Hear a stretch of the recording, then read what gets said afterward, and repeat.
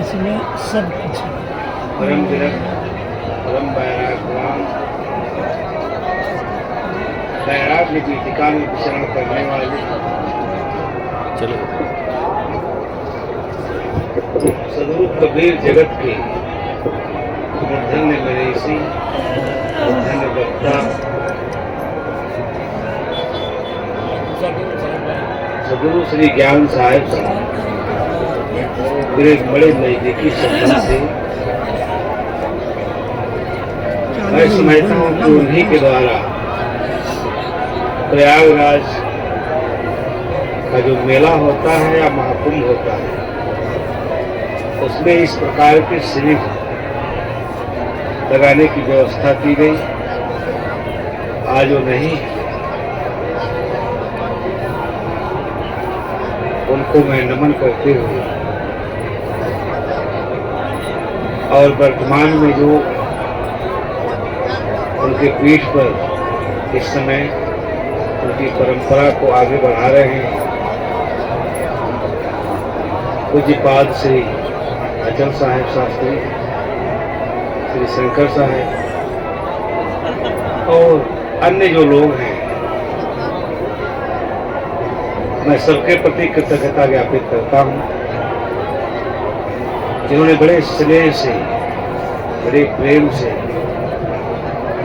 और बड़ी विनीत भाव से अपने इस पावन मंच पर मुझे आमंत्रित किया, मुझे कुछ कहने का अवसर दिया। मैं इससे अभिभूत हूँ। इस सब संत गुरुजन मेरे से बहुत बड़े हैं, अनंत ज्ञान के धनी हैं। इनके पावन सानिध्य में मुझे बहुत कुछ सीखने का अवसर भी मिला है। जीवन में संतों का मिलना, उनका पावन सानिध्य, इससे बड़ा सुख का साधन कुछ नहीं है।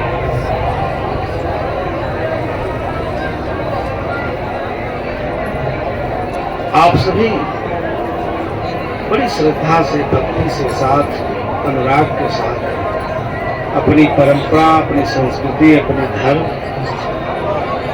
की सभी लोग बड़े अनन्य निष्ठा और अनुराग के साथ उसकी सेवा कर रहे हैं। जगह जगह पर मुझे मिलना हो जाता है। ऐसे संतों से मिल करके मुझे बहुत सुख की अनुभूति होती है। सब बड़े निश्चल हृदय के संत हैं, निर्मल हृदय के संत हैं। और आप लोगों का सौभाग्य है इनके पावन सानिध्य में आप सत्संग और कथा का लाभ ले रहे हैं। मनुष्य जीवन में सबसे बहुमूल्य विषय क्या है? आज हजारों पंडालों में धर्म देशना से अनेक मनीषी, संत, गुरुजन, विद्वान अपनी अपनी बात आपको कह रहे हैं। सत्संग में सब पधारे हुए हैं। इतना असाध्य कष्ट सह करके लोग पहुंच रहे हैं, लेकिन क्या आप इसका मतलब ही समझ रहे हैं? यहाँ आने का अर्थ है कि यहाँ आने का मतलब समझिए। ऐसे पावन भूमि जिसके बारे में इतिहास में बड़ी चर्चा है।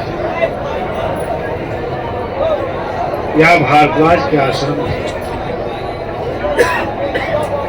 और इस पर आप लोग विस्तार से सुना करते हैं। थोड़ा समय है, हमारे पास समय नहीं है। और यही बात अगर हर व्यक्ति समझ ले कि हमारे पास सब कुछ है लेकिन समय नहीं है, और सबको समय का सदुपयोग करना चाहिए। समय के उपयोगिता में कौन सी वस्तु बहुमूल्य है? ये जीवन बड़ा अर्थपूर्ण है, मूल्यवान है, इसको समझना चाहिए। जिंदगी ऐसे चली जाती है। एक शायर ने लिखा है, संतों के सत्संग से सबको सद्बुद्धि मिलती है। सद्बुद्धि जीवन में इसी की तो आवश्यकता है। सद्बुद्धि से विरत होकर के ही आज ये प्रबुद्ध मानव अपने निंदित अनाचरण से पूरे सामाजिक धार्मिक हर वातावरण को एकदम प्रदूषित कर दिया है। और कुछ नहीं बिगड़ा है, केवल हमारी बुद्धि बिगड़ी है।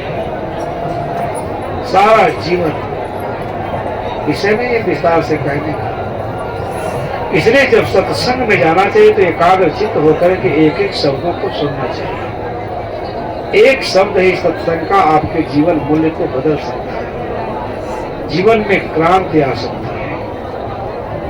ये सत्संग श्रवण करने का मतलब है कि हमारी बुद्धि विमल हो, बुद्धि निर्मल हो, अंतर प्रज्ञा इतनी प्रखर हो, उसमें कोई भी कुटेल दुर्विचार दुर्व्यसन वहां न जा सके, तब हम गरिमापूर्ण जीवन जी सकते हैं। आज मनुष्य ने सब कुछ कमाया, बहुत धन कमाया, दौलत कमाया, ऊंची अट्टालिका बनाया, 5 स्टार कल्चर में रह रहा है। कि आज हमारी बुद्धि इतनी बिगड़ गई है, इतनी प्रदूषित है कि खाने पीने तक का ज्ञान नहीं रहा। इसलिए आज सबको अपना सौभाग्य, अपने भाग्य को सराहना चाहिए। यह अद्भुत अवसर मिला है। एक एक शब्द अमृत के समान है। अगर सत्संग को ठीक से हर आदमी सुने तो उसके अंदर जो विष तुल्य विचार है, जिसके कारण वो निंदित जीवन जीता है, कलंकित जीवन जीता है, सबका परित्याग करके सद्धर्म का आचरण करना चाहिए। सत्संग का मतलब है सद्धर्म का श्रेष्ठ आचरण करना। अगर हम सत्संग भी सुने, बहुत लोग मिलते हैं, कहते हैं क्या करें साहब, बहुत ध्यान लगाते हैं, पूजा करते हैं, पाठ करते हैं, लेकिन चीजें समझ में नहीं आती है। ऐसा नहीं है। आत्म संयम एक बहुत बड़ा विषय है। इंद्रिय संयम, अपने अंदर के मनोविकारों को समझना, जिसके कारण हमारा जीवन दुर्लभ होता है। संतों के सत्संग से सबको सद्बुद्धि मिलती है, निर्छीर विवेक करने की शक्ति मिलती है। इतनी बड़ी बात महापुरुष सहज भाव से कह देते हैं।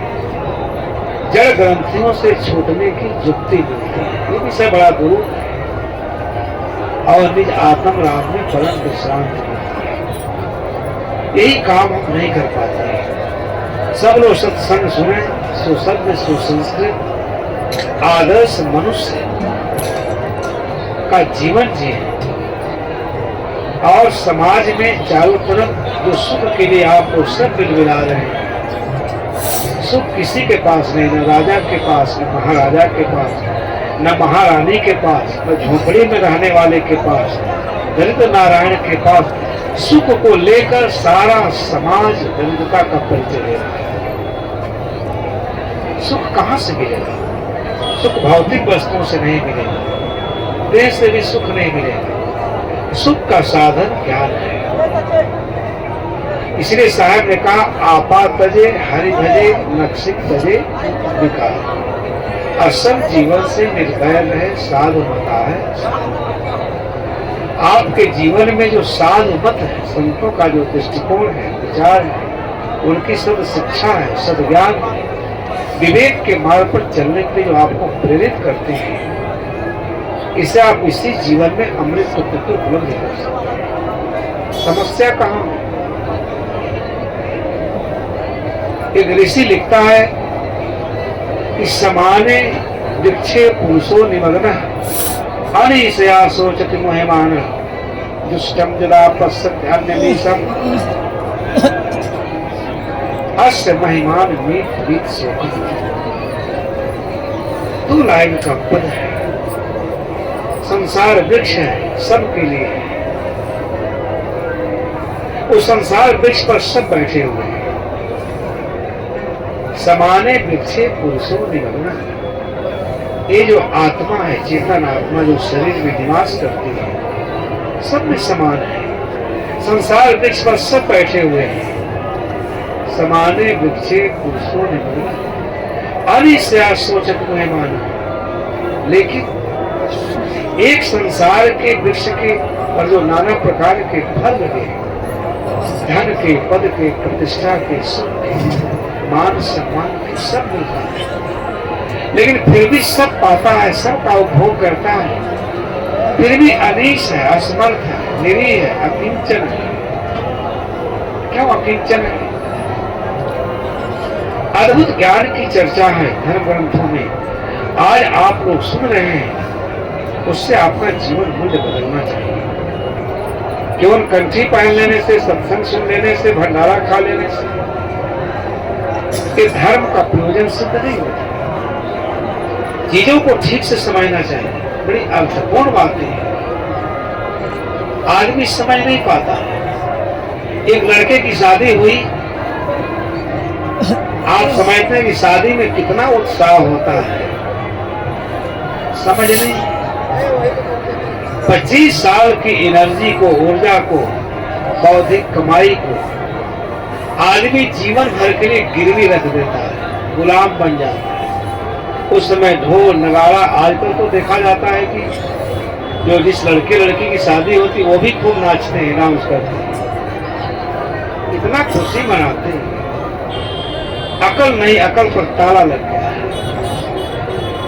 25 वर्ष के उपलब्धियों को आदमी गंवाने जा रहा है, खोने जा रहा है, जीवन भर की गुलामी करने जा रहा है। कितना पागलपन है दुनिया में, कैसे कल्याण होगा? इसी को ऋषि कहता अनीश है, सब पाता, अनीश असमर्थ है, चारों तरफ हाहाकार है, कोई सुखी नहीं, सब दुखी, सब दुख में बिलबिला रहे, क्योंकि ज्ञान नहीं है। अब उसकी शादी हुई, घर में बहू आई, कितना उमंग होता, उत्साह होता, आप नाचते हैं, गाते हैं, ढोल नगाड़ा पीटते हैं। और शादी के बाद जब सब चले जाते हैं तो विपदा, वो विपदा की मोटरी जीवन भर होता है, कहीं सुख नहीं, कहीं चैन नहीं। जितना कुछ बनाता है सब फिर बंधुओं में अपने को बाद में जाता है, पुत्र परिवार। मुझे तथागत की वो बात याद आती है, जिस दिन वो निष्क्रम जीवन के लिए घर से निकले थे, राहुल का पुत्र पैदा हो गया था। अखंड वैराग्य था, पूर्व जन्म के संस्कार इतने प्रज्वलित थे, उन्हें उज्ज्वलित करते थे। कहाँ संसार में सुख है? राजमहल में थे, राजवैभव में थे। इसके लिए साधारण प्राणी लालायित रहता है राजमहल में रहने के लिए, सुख ऐश्वर्य विलास का जीवन जीने के लिए। उसमें तथागत ने दुख का दर्शन किया था, एकदम मन नहीं लगता था। बड़ी लंबी कथा है, कहने का है, समय नहीं। तो निष्क्रम जीवन पर जब भोग वैराग्य प्रखर हुआ कि अब पुत्र पैदा हुआ, अब मैंने अगर विलंब किया तो मैं जीवन भर त्रस्त रहूंगा, तत्व ज्ञान को उपलब्ध नहीं होगा। इसलिए तथागत जाते हैं तो एक बार अपने पुत्र का चेहरा देखते हैं, फिर वैराग्य प्रखर होता है। अब कहते हैं पुत्र नहीं, मेरे दिल महाबंधन पैदा हुआ है। आज अगर मैंने इसका भी छिन्न नहीं किया तो अनंत काल में इस संसार के भवधारा में इतना प्रखर वैराग्य। अब उस लड़के की शादी हुई, घर में आई पत्नी, भोजन बनाई, भोजन में खूब मिर्चा डाल दिया, मसाला, पतिदेव को परस दी। खाने के लिए गर्मी का टाइम था, पंखाओं का भी डुलाने लगे। पत्नियां डुलाती हैं, हमारे धर्म में पति को बहुत ऊंचा स्थान दिया गया। ये खा रहे हैं और आंख से अश्रुधारा बह रहा है। उसने कहा कि भाई भोजन ठीक नहीं बनाए हैं क्या? पतिदेव ने कहा कौन बात बिगाड़ना चाहता, लेकिन बिगाड़ते बिगाड़ते, बनाते बनाते सब बिगड़ गया। रोते रोते कहते हैं अरे ऐसा भोजन तो मैंने जीवन में कभी किया ही नहीं। तुमने ऐसा भोजन बनाया कि खा करके एकदम दिल मगन। तो कही बहू पत्नी कि तो आप रो क्यों रहे हैं, इतना बढ़िया भोजन बना है। कहे मारे खुशी के रो रहा हूं, भोजन की खुशी बर्दाश्त नहीं हो रही। उसने कहा और दूं? कहे अब और खुशी पच नहीं पाएगी। आदि का प्राण निकला जा रहा है, सब पतन हो रहा है, वो खुशी बना रहा है। ये संसार है। ऋषि कहता है कि समाने वृक्षे पुरुषों निमग्न अनिश्चय सोचत नहीं। संसार वृक्ष पर दो प्रकार के प्राणी हैं। एक संसार के भोगों को भोग भोग करके अवगान पश्चाताप विषाद दुख में डूबा हुआ है। कहीं सुख चैन नहीं। ये पालू तो सुख, वो पालू तो सुख, कहां सुख है? अनिश है, असमर्थ है। इसलिए ज्ञान तत्व की जरूरत है। विषयों से उपलब्धि होने के लिए, उपराम होने के लिए, ज्ञान तत्व में ठहरने के लिए ये जीवन तब कृतार्थ होगा जब आप ज्ञान तत्व को समझेंगे। उसी से जीवन, इसलिए जीवन क्या बहुत बहुमूल्य है। परंतु विषय परायण, भोग परायण हो गया, कामनाओं की दास्ता करने लगे, गुलामी करने लगे, इच्छाओं वासनाओं से, आप उसके दुख का जो परिणाम है इतना भयावह है। हर तरफ आदमी करा रहा दुख से, वेदना से, परंतु फिर भी सोचता कि अब सुख मिल रहा, कहां सुख है? शाश्वत सुख का दर्शन ज्ञान के शरण।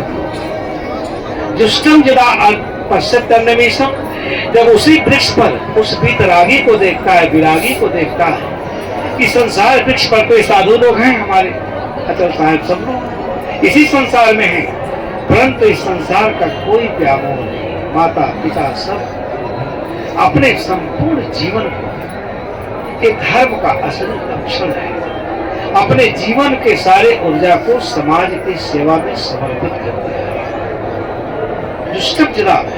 जब वो भोगी व्यक्ति, रागी व्यक्ति जब उस परम वैराग्यवान को देखता है, अनंत ज्ञानी को देखता है, मन चाक जाता है। जुष्टम यदा पश्यत्यन्नमीशम, उसको देखता परम सुखी, एकदम अपने आप में तृप्त, स्व सत्ता में तृप्त, विमल ज्ञान की निर्मल धारा में जो स्नान कर रहा है। ऐसा अद्भुत व्यक्तित्व है, अपने ज्ञान से पूरे दुनिया को आलोकित कर रहा है।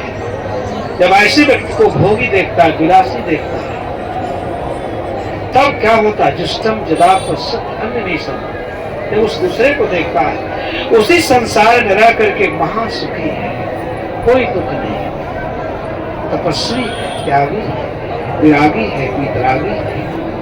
इस बोध में ठहरा कि संसार में मेरी आत्मा का कुछ भी नहीं, सब झूठा, मिथ्या अहंकार, मिथ्या दम्भ, शरीर और शरीर से संबंधित प्राणी पदार्थों में केवल दुख भरा है। जाग जाता है चौंक करके, उसकी प्रसुप्त चेतना जाग जाती है। पश्यत्यन्नमीशम, जब उस अपने आप में ठहरे हुए अनंत ज्ञानी पुरुष को देखता है, अस्य महिमान सुखी, तब उसे अपने महिमा का ज्ञान होता है कि मैं देह नहीं, जगत नहीं, जितना जो कुछ मिलता है ज्ञान न होने का सब में अहंकार बनता है। गोस्वामी जी की लाइन सब याद है, उन्होंने कहा अहंकार अति दुखद डमरू, महादुख है। इसलिए इस संसार के दुख से आध्यात्मिक निवृत्ति के लिए, साधना परायण होने के लिए, कैवल्य के लिए, मोक्ष के लिए समय का अभाव है। साहब जी ने मुझे बुलाया, समय दिया, इसके लिए मैं उनका आभारी हूँ, अभिभूत। आपसे इतना ही निवेदन है, सत्संग सुने, निर्विकारी जीवन जिए, साधना परायण जीवन जिए, अपने आचरण से, कर्म से, ज्ञान पूर्वक आचरण से सभी प्राणियों को सुख दें। एक शायर लिखता है, दर्द आता नहीं रहने के लिए, बात रह जाती है कहने के लिए। प्यार और पीर दो किनारे हैं, जिंदगी धार है, ये जीवन धारा की तरह से बह रही है, एक दिन जा करके समुद्र में विलीन हो जाएगी, हम कुछ नहीं कर पाएंगे। इसलिए उत्तिष्ठत जागृत प्राप्त बरानी बोधत, हमारा कल्याण जागने में है, इस वासनाओं में, मोह में, व्यामोह में, अविद्या में पढ़ करके मैंने अनंत जन्म खोया है। आज जगने की जरूरत है। जब आप जगते हैं तब आपको अपने महिमा का पता चलता है कि मैं अमृत स्वरूप हूँ, तृप्त स्वरूप हूँ, लेकिन देह और इंद्रियों के संयोजन में मैं इस जीवन में नरक की सिवा मेरे पास कुछ नहीं है। कहाँ सुख है? सुख साहब ने कहा आपा तजे, जल्दी बता देता हूँ। सबसे पहला काम है अहंकार न आने पाए। आपा के कई अर्थ हैं, अपना स्वरूप भी है, तो यहाँ अर्थ है कि हमारे अंदर हम ज्ञानी हैं तो ज्ञान का भी अहंकार ना आए, साधुता का भी। अहंकार बड़ा खतरनाक वस्तु है। अहंकार पर बोलेंगे बहुत समय। सारे संसार का घोर पतन अहंकार, ज्ञानी का, विलक्षण ज्ञानी का। इसलिए अहंकार स्वप्न में भी ना निकले। मैं कुछ नहीं हूं, मेरा यहाँ कुछ भी नहीं है, इस भाव में सबको जीना चाहिए। आप हरि हरि कैसे भजेंगे? आप काम पूर्ण काम ऐसे ज्ञानियों के शरण में जाइए, उनके सानिध्य में जाइए। उनके द्वारा जो ज्ञान है उस विमल ज्ञान को धारण करके जिए। ये हरि भजना। हरि भजना माने विकारों से, चित्त से विकारों को निकाल देना। निर्विकारी जीवन, शाश्वत जीवन का, शाश्वत सुख का स्रोत। आपा तजे हरि भजे लख सिख। बहुत मार्मिक बात है, इस पर बोलने का समय नहीं है। ये विवेकशील प्राणी सिर से पैर तक विकारों में ही डूबा हुआ है। सब हमसे जन्म लेते हैं और हमारा ही सत्यानाश कर देते हैं। जैसे लोहे में लगता है जंग, रख दो लोहे में जंग, कोई लगाता नहीं, अपने आप लग जाता। ऐसे असावधानी से, साधना से विमुख होने से, धर्म से विमुख होने से, ज्ञान से विमुख होने से हमारे अंदर पूरा कचरा का ढेर लग जाता है और हमारे जीवन को नष्ट कर देता है। इसलिए आपा तजे हरि भजे नक्सिक तजे विकार। ये ज्ञान के बिना संभव नहीं है। और सब जीवन से निर्दय रहे, साधमता है साध। महावीर ने कहा नित्य में सब भूवे सुबैरंग मजना केवई। ये आदर्श जीवन जीने का तरीका है। हमारी मित्रता सभी प्राणियों से, जड़ से, समस्त जड़ चेतनात्मक जगत से है, परंतु मेरा बैर किसी से नहीं है। यही कल्याण का रास्ता है। आप सब लोग सत्संग सुने, एक एक शब्दों को हृदयंगम करें, अपने को निर्विकारी बनाएं, निर्मोही बनाएं, असंग बनाएं, साधन करें, भजन करें, सेवा करें और सत्य का दर्शन अपने जीवन में करके मनुष्य जीवन पाने को सार्थक करें। आप सबको बहुत बहुत धन्यवाद देते हुए संत गुरुजनों को सादा साहेब बंदगी करते हुए अपने विचारों को विराम देते हैं। बोलिए सद्गुरु देव की जय।